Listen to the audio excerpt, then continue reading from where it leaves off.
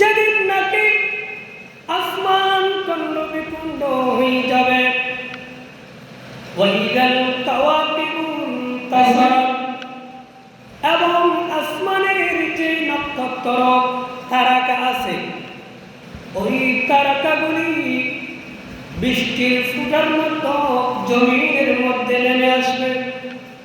আসমান যখন দ্বিখণ্ডিত হয়ে যাবে তখন ওই আসমানের তারকাগুলি একেবারে বৃষ্টির ফুটার মতো জমিনের মধ্যে পড়ে যাবে। ওয়াইদাল বিহারু ফুজ্জিরাত, এবং সমুদ্রের মধ্যে যে সমস্ত ভান্ডার রয়েছে, যে সমস্ত ধন সম্পদের পাহাড় ভান্ডার রয়েছে, ওই সমস্ত ধন সম্পদের ভান্ডার গুলা উপরে উঠে যাবে। মানুষ দেখবে কত স্বর্ণশালী স্বর্ণের পাহাড় পড়ে আছে, মণিমুক্তা হীরার পাহাড় পড়ে আছে, কিন্তু কোন মানুষ ওইগুলা দিচ্ছে না। ওয়াইযাল কুবুরু বুসিরাত, তখন কবর থেকে মানুষ বের করে উঠে যাবে। যেভাবে আপনি আমি যখন বীজ রোপণ করি, বীজ মাটি বের করে উঠে যায়, ওইভাবে কিয়ামতের দিন কবর থেকে মানুষ উঠে যাবে। আওয়াজ বলুন সুবহানাল্লাহ।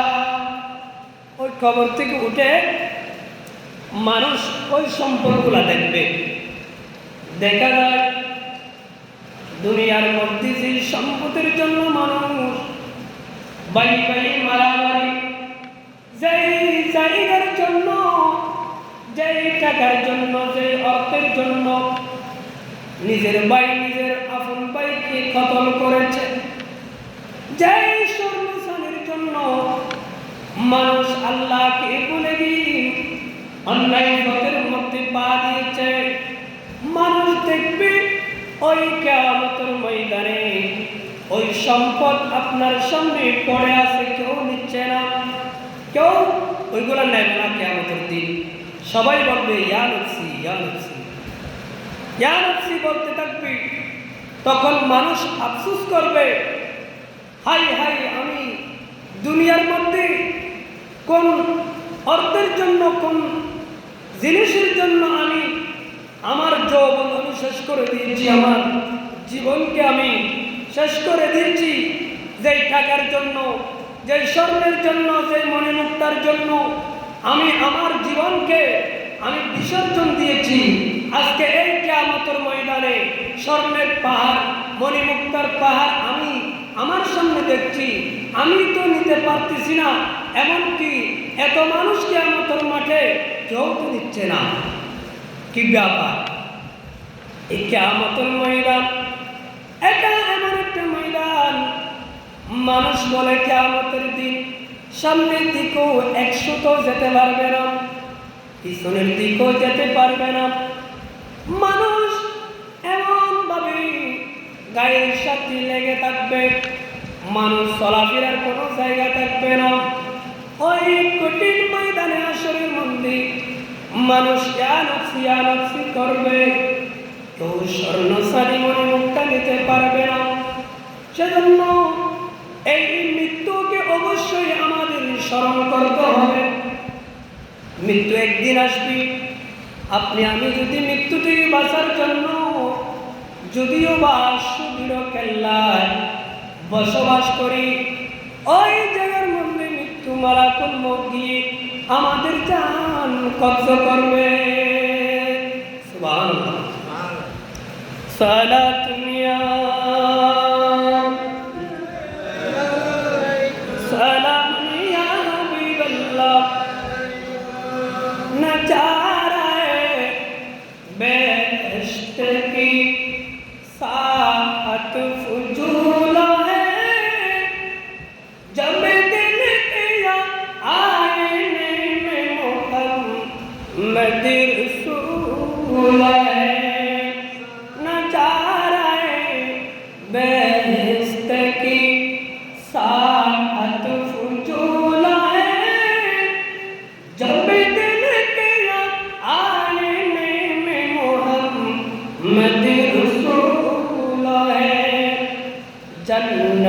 सजी हुई मेरी नाबी की नूर से,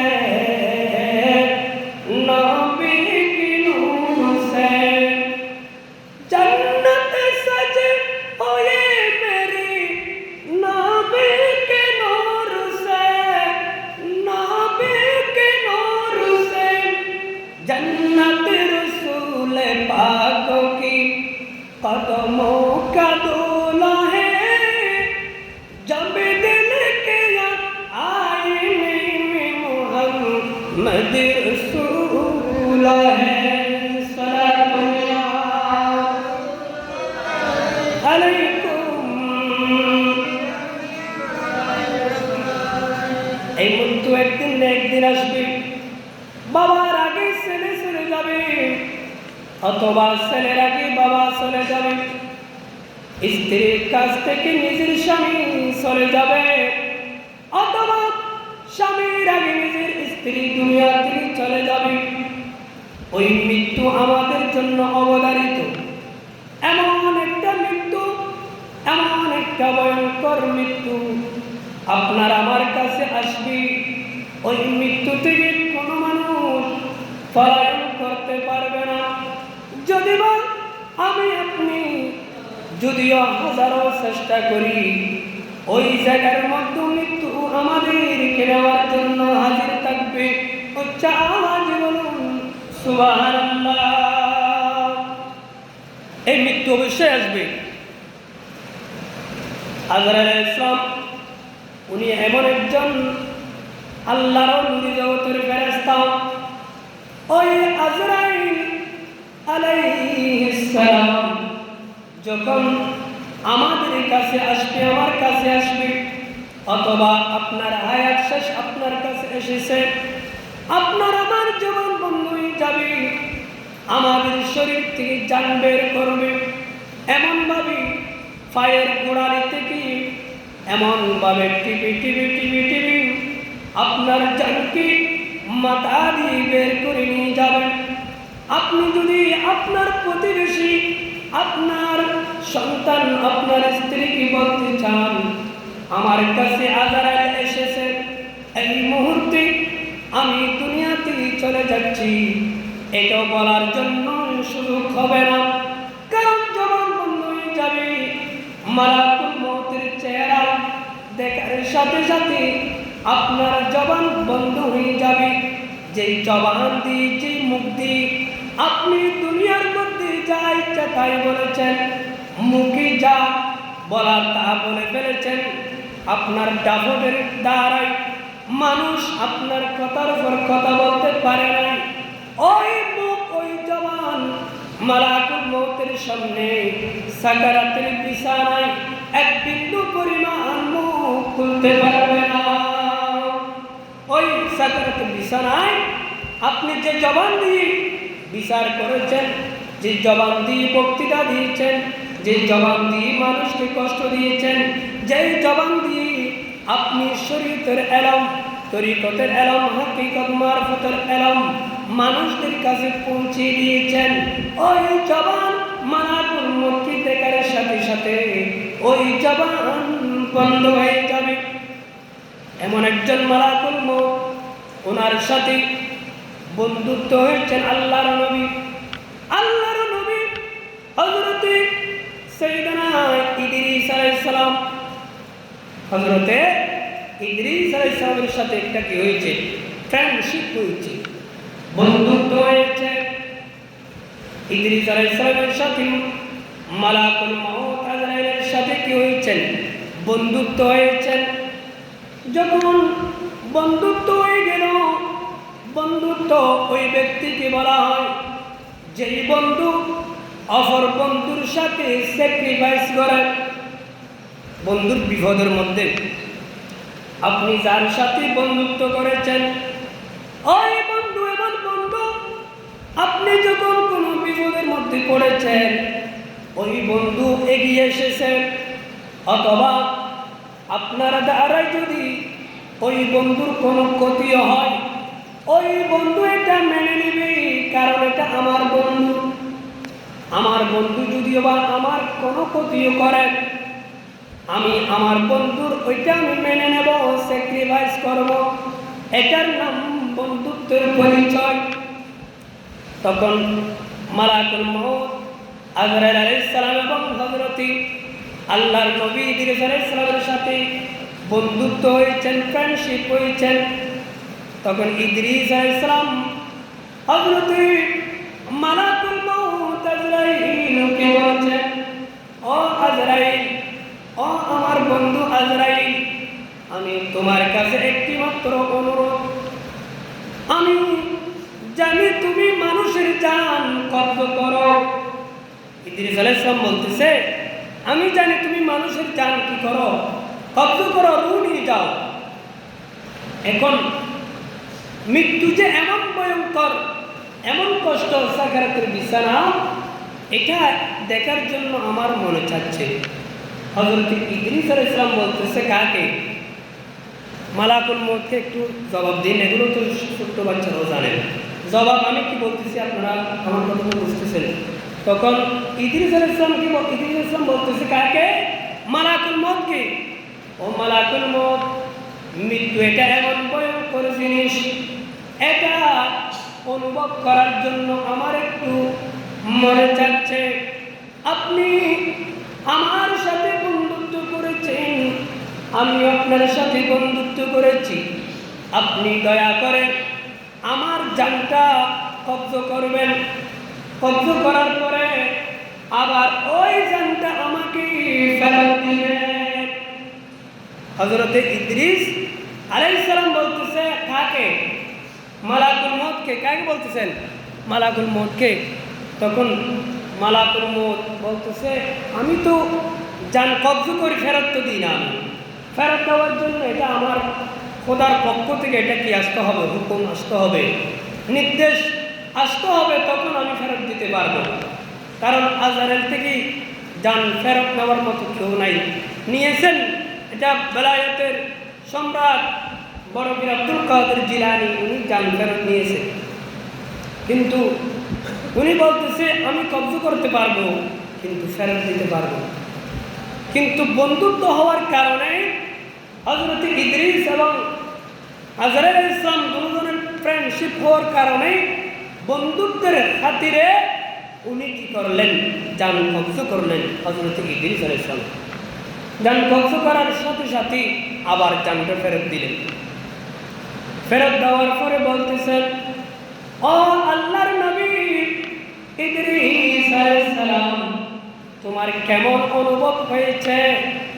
হযরত ইদ্রিস আলাইহিস সালাম বলছেন, আমার থেকে লেগেছে 7 জমিন 7 আসমান, আমার মাথার উপর ভেঙে পড়েছে। আমার থেকে এমন মনে হয়েছে আপনি আমার শিরায় শিরায় আপনি হেঁটে হেঁটে আমার শরীরের মধ্যে আঘাত করে করে আমার জানটা বের করেছে।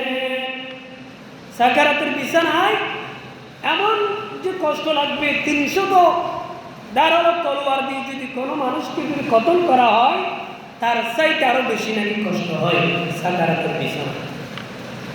তখন ইদ্রিস আলাইহিস সালাম বলতেছেন, ও আল্লাহর ফেরেশতা, ও মালাকুল মউত, তুমি আমার জান কব্জ করেছো, আবার জানটা ফেরত দিয়েছো। এখন আমার কাছে আরেকটা আশা আছে, সেটা হচ্ছে আপনি জান কব্জ করেছেন, মানুষ যদি মারা যায় তাকে কবরের মধ্যে দেওয়া হয় এবং কিয়ামতের ময়দানে, হাসরের ময়দানে আল্লাহ হিসাব নিকাশ করে, যারা জান্নাতি তাদেরকে জান্নাতের মধ্যে দিয়ে দেবেন, যারা জাহান্নামী তাদেরকে জাহান্নামের মধ্যে দিয়ে দেবেন। আমি চাই কিয়ামত হওয়ার আগে আমি একটু করে জান্নাতের মধ্যে ঢুকতে চাই, জান্নাতটা একটু পরিদর্শন করতে চাই। কে বলতেছে? আল্লাহর নবী ইদ্রিস আলাইহিস সালাম। ইদ্রিস আলাইহিস সালাম বলতেছে, আমার থেকে মনে চাচ্ছে আমি দুনিয়ায় থাকাকালীন আমি একটু করে জান্নাতের মধ্যে ঢুকতে, ওই জান্নাতের মধ্যে মানুষ কোন অবস্থার মধ্যে আছে আমি একটু করে ভিজিট করব, পরিদর্শন করব। তখন বন্ধুত্বের খাতিরে তখন হযরত মালাকুল মউত আজরাইল আলাইহিস সালাম তাকে ওই জান্নাতের মধ্যে ঢোকার জন্য কি দিলেন, অনুমতি দিলেন। বলতেছে আপনি ঢুকবেন আর বের হবেন, দেরি করা যাবে না, ঢুকবেন আর বের হবেন, কারণ আপনি এখন মৃত্যুবরণ করেন নাই, এগুলা বন্ধুত্বের হাতেরই, আপনি যা চেয়েছেন তা দিয়েছি, যা মনে চায়, যা আশা তা আশা আমি পূরণ করেছি, তোমার যা আশা আমি তা পূরণ করেছি বন্ধুত্বের হাতিরে। হযরতে ইদ্রিস আলাইহিস সালাম উনি বলতেছেন ঠিক আছে আমি জান্নাতের মধ্যে ঢুকব আর বের হব, আমি যাওয়া এবং আসা যতটুক সময় লাগে ওই সময় আমি বের করি, আমি জান্নাত থেকে বাইর হয়ে যাব। সুবহানাল্লাহ। তখন ইদ্রিস আলাইহিস সালাম ওই জান্নাতের ভিতর প্রবেশ করলেন। প্রবেশ করার সাথে সাথে ইদ্রিস আলাইহিস সালামকে ডাক দিলেন মালাকুল মউত আজরাইল। ও আল্লাহর নবী ইদ্রিস আলাইহিস সালাম, আপনি এখন বের হয়ে যান। ইদ্রিস আলাইহিস সালাম বলতেছে ও আল্লাহর ফেরেশতা, আমি আর বের হব না, আমি আর বের হব না। বলতেছেন কেন? তুমি তো আমাকে বলেছো তুমি জান্নাতের ভিতরে প্রবেশ করবে আর বের হয়ে যাবে, তুমি তো আমার সাথে বন্ধুত্বর হাতির যা চেয়েছো তা করেছি, এখন তুমি যদি জান্নাত থেকে বের না হও আমি আল্লাহর কাছে কি জবাব দিব? মালাকুল মউত বলতেছে আমি আল্লাহর কাছে কি জবাব দিব? আল্লাহ তো আমাকে হুকুম দেয় নাই, আমি শুধু তোমার সাথে বন্ধুত্ব হওয়ার কারণে আমি তোমাকে মৃত্যু দিলাম, আবার জানটো ফেরত দিলাম, আবার তুমি চেয়েছো জান্নাতের মধ্যে প্রবেশ করতে, আমি তোমাকে জান্নাতের মধ্যে প্রবেশ করিয়েছি, এখন তুমি আমাকে বলতেছো তুমি জান্নাত থেকে আর বের হবে না, আমি আল্লাহর কাছে কি জবাব দিব? তখন উনি পেরেশানি বুক করতেছে আজরাইলের। এই মুহূর্তের মধ্যে আল্লাহর পক্ষ থেকে হযরত জিবরিল আমিন আসলেন ওহী নিয়ে, বলতেছেন ও আজরাইল তুমি কিসের পেরেশানি, এভাবে তুমি চেহারা মলিন করে বসে আছো কেন? বলতেছেন আমি চেহারা মলিন করেছি একটি কারণে, আমি হযরত ইদ্রিস আলাইহিস সালামের সাথে আমার ফ্রেন্ডশিপ হয়েছে, বন্ধুত্ব হয়েছে, ওই বন্ধুত্বের হাতে উনি আমার কাছ থেকে মৃত্যু চেয়েছে, আমি তাকে মৃত্যু দিলাম, আমাকে বলেছি জান ফেরত দেওয়ার জন্য জান ফেরত দিলাম, উনি আবার বলেছি জান্নাত একটু ভিজিট করবে, ওই জান্নাতের মধ্যে যাবে আর আসবে। উনি যখন জান্নাতের মধ্যে প্রবেশ করতে পেরেছে উনি বলতেছে আমি আর বের হব না, আমি একটু মুসিবতের মধ্যে পড়ে গেলাম। কেউ কি জান্নাতের মধ্যে গেলে বের হতে চাইবে না। তখন উনি বলতেছে আমি আর বের হব না। তখন জিবরিল আমিন বলতেছেন ও আজরাইল তুমি টেনশন করার কারণ নাই, এই ইদ্রিস আলাইহিস সালাম তোমার মাধ্যমে যা যা করেছেন, মৃত্যু দিয়েছেন, জান ফেরত দিয়েছেন, আবার তাকে জান্নাতের মধ্যে প্রবেশ করালেন, এইগুলা ইদ্রিস আলাইহিস সালামের ইচ্ছাই হয় নাই, ওইগুলা আল্লাহরও ইচ্ছাই হয়েছেন। আল্লাহ ইদ্রিস আলাইহিস সালামের মাধ্যমে এই কাজগুলা করেছেন। উচ্চ আওয়াজে বলুন সুবহানাল্লাহ। সালাতুন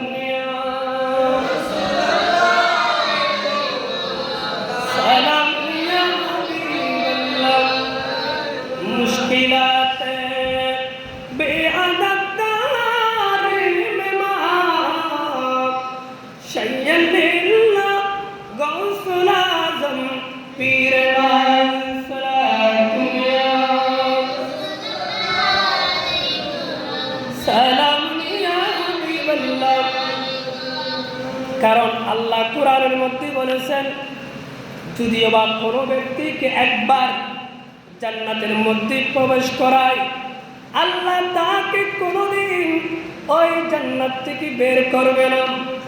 আল্লাহ কোরআনে পাকের মধ্যে বলেন, ওয়ামা হুম মিনহা বিমুখরিজিন, ওয়ামা হুম মিনহা বিমুখরিজিন।